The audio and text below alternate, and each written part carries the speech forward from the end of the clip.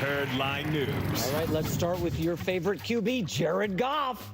You got to give Goff a lot of credit. The Lions are surging. This trade for Stafford has worked out for them. The Lions are 5-1 this season, and Dan Campbell compared him to a future Hall of Famer on the Rich Eisen Show. I was fortunate to be around Drew Brees as a player, but as a coach, for a combination of 6 years. And when you're around that type of player, it's rare. There's things about Goff that remind me of him. And, he's got a workman's attitude. He's blue collar in that way. A quiet confidence. He doesn't get frazzled. He's tough. He's seeing it. And because of that, we put a lot on him. The other thing about Jared Goff, he still feels young. He's been around a while. I mean, what's he in 8 years, 9 years, almost a 10-year veteran? Yeah. I mean, Kirk Cousins feels like, God, he's been around forever.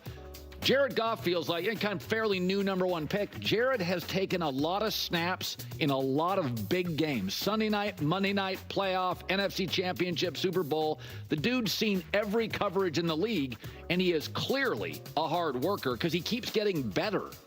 Yeah. Those are almost Purdy-like numbers last 2 seasons for Jared Goff. It's interesting. He's got the San Francisco stacked deck with the best offensive line in the league. The difference two is awesome running backs. His first 2 franchises were rebuilds when he arrived. Yeah, two geniuses, McVay and Ben Johnson as well, play callers. Geniuses. Ben Johnson, middle of a flight, said, I don't want the job. They had to turn around the Gulf Stream. It was not a genius move. That move was not genius, but offensively he's been excellent. It just feels like, Goff has been very, very good, but I think your life has been so cushy that you don't appreciate people who get inserted into things called rebuilds. I mean, your life has been, let's be honest, you're shooting jumpers, you don't have to play defense. Your wife is the brains of the family. You're out of your mind. But in all seriousness, Goff, listen, he's been pretty good. This is a dangerous week for them against the mighty Titans. Well, I will say this. This, in a weird way, coming off that win, sarcasm? That was a incredibly physical, emotional game. The Titans are the side. I don't know if they'll win. You don't look at them moving off D-Hop. I mean, listen, this is the biggest spread that Dan Campbell's been as a favorite. What's the number, 9? 11. Yeah, I don't like that. But now, here's the thing. Are you betting the Titans? If I had to bet, I would bet the Titans. We don't even know who the starting quarterback is this week. Is it Rudolph or Levis? I don't know. Is Levis healthy? I see the trades they're making, right? The linebacker they just moved off of. The Titans. Titans they're kind of they're sellers. They're sellers right now. So what's the vibe in the locker room? Hey man, can't wait to count down 8 more weeks till I'm done here. All right. Well, now they're just they're just talking Titans. I want to focus on Jared Goff and the Lions. So J-Mac actually said something interesting because he brought up Brock Purdy.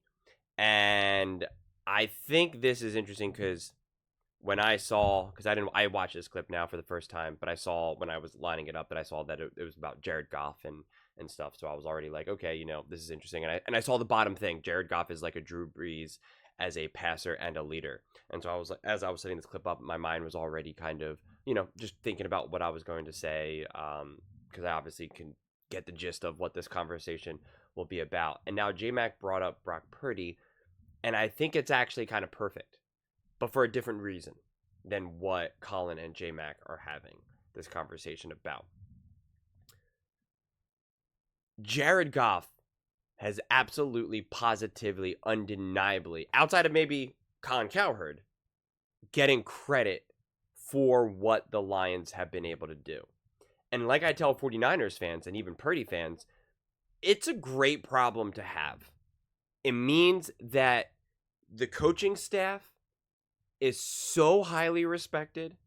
It means that the roster and the level of talent is so highly respected, and that games look so effortless and easy that they think that any quarterback can do this job, right? And that's honestly an awesome place to be in. I understand if you could be a little frustrated if you're like a big Jared Goff fan or big Brock Purdy fan or whatever, but you'd rather have this problem than anything else out there, right? So, because a lot of people I know get upset, because I even made a comment, and I think I love Jared Goff, And for some reason, some subset of Lions fans were pretty, I think they were a little confused thinking that I'm saying that Jared Goff isn't a good quarterback or that he's just being carried by this team. I'm saying that he's benefiting from a great roster and Ben Johnson, but like that's not controversial. Those are good things to have. Those are good things to have. Any quarterback would be elevated by a great roster and a great offensive coordinator or a great head coach. Like, so that it's not a controversial thing to say, and it's not. You should be able to admit, whether you're a Goff or a Lions fan, that he has more gifts from his team than, say, the Carolina Panthers, the Cleveland Browns, the New York Giants, right? Like, and that's okay. That's okay. But Jared Goff is a really important piece of this puzzle here. Make no mistake about it. You can't just plug and play you're not going to just throw in Daniel Jones into this team and they're going to be balling out like this. You're just not. You're not going to just to be able to throw in any old quarterback and have this level of success and production. What Jared Goff has been able to do is, again, maximize, and very similar to Purdy, maximize and take advantage of the talent all around him. Yes, if you give no weapons and an average offensive mind in the room, then Jared Goff is not going to be putting up these numbers. But what Jared Goff does is he's also what I called Brock Purdy before, a maximizer. He's able to maximize the talent around him. He doesn't necessarily maybe elevate all this talent, and he can't raise people up from the floor, right? But he can maximize everything that's around him. And he's better at maximizing great talent than maximizing, say, average talent. And that's still an unbelievably great skill set. That still puts him at the top, right? You have someone like a Josh Allen or Lamar Jackson, right? These guys can make more out of nothing, right? They can make more out of nothing. But what Jared Goff does is also really, really special and really, really important for a team, right? And so, I mean, his level of accuracy, his decision-making is such an underrated aspect for a quarterback. I mean, his decision-making has just been great. His accuracy. I mean, you've been watching these games. It's not a matter of him just throwing to just wide open receivers, dinking and dunking, right? There's some of that because Ben Johnson is brilliant and they do have the personnel, right? There's some of that, of course, but there's also some big time moments, big time throws. And like I said, right, like they're not relying on Jared Goff because they have such a great run game and they have such, imaginative and innovative play calling and play designs and trick plays, of course. But when they call Jared Goff's number, he answers. And that's the exactly where you want to be with Jared Goff, right? Ask him to do the fundamentals, ask him to do the elementary stuff because he will do it with essentially 99.9% success rate, which not all quarterbacks do. Not all starting quarterbacks in the NFL do. But he does it with just the highest level of accuracy. Ask him occasionally to make a big play, to make a big throw, and he can do that. Ask him to make a big throw and big plays 20 times a game, he's not going to succeed. Most quarterbacks do not succeed in that situation. So again, it's not even a slight at Jared Goff. But when you take care of the floor, he will just take care of the rest. And I think that that's what's really cool about Jared Goff and what this Detroit Lions team have been able to do. And again, the results speak for themselves, right? The stats speak for themselves.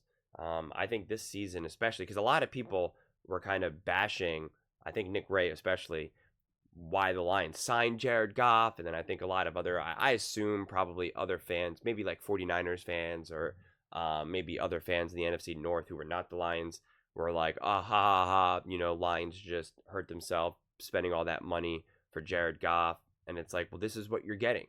You're getting a literal top quarterback in the NFL. And this whole idea that he's only good because of where he is or because of Ben Johnson, because of this team, And I say, like, it doesn't matter. It actually fundamentally doesn't matter, because especially if you're a Lions fan, all you need him to be good is in this situation, because that's the situation he's in. I don't care. Do I need to know if Jared Goff can win games with the Carolina Panthers? I don't care.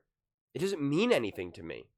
If Jared Goff was in the discussion for being the GOAT, then yeah, those conversations start to matter, because now we're really locking into the little things. So yeah, that makes sense.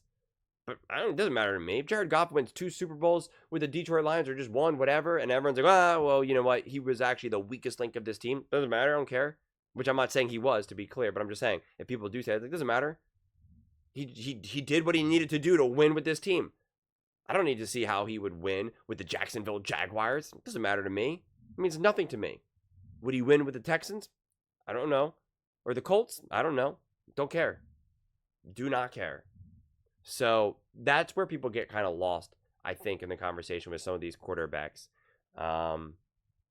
But Jared Goff has clearly proven to be incredibly important to this Lions team. He's had success for 2 completely different franchises, 2 completely different coaches, 2 completely different cast of characters, game plans, offensive identities. And he's succeeded with flying colors. So he definitely deserves tremendous credit. I mean, realistically, he should be in the MVP conversation. Although, will he? Probably not. Because like I said, I think he will get the Brock Purdy treatment. Because they're going to be looking around and say, hey, look what Ben Johnson's doing. Look at these trick plays. Look at this run game. Right? Like, that's what they're going to point to. And I wouldn't even be upset about it, because it just, again, at the end of the day, it doesn't matter, and it's a good problem to have. The 49ers had a one-way ticket to the Super Bowl. Doesn't matter whether Purdy got the MVP or not, Christian McCaffrey got the MVP or not. Doesn't matter. They were a play away from winning that Super Bowl. The only thing the Lions should be concerned about is how do they put themselves in the situation to make that play to win the Super Bowl. That's what all they should be concerning about. Not who gets the credit. Jared Goff, the run game, Ben Johnson, Dan Campbell. It doesn't matter. But those are just my thoughts. I'd absolutely love to hear yours. What do you guys all think about Jared Goff and the Detroit Lions? Let me know in the comments below. I read every single comment. So whether you agree with me or disagree with me, either way, let's get in some discussions. Let's get in some fights. But ultimately, let's just have some fun. And please do consider subscribing. We are building an amazing community here, and I'd absolutely love to see you part of it. I want to build something that we all genuinely feel connected to. Something that we're really excited to be part of. I think we're well on our way to doing it. And please don't forget to give this video a thumbs up, as it really does help with the visibility and the algorithm. Thank you so much. See you next time.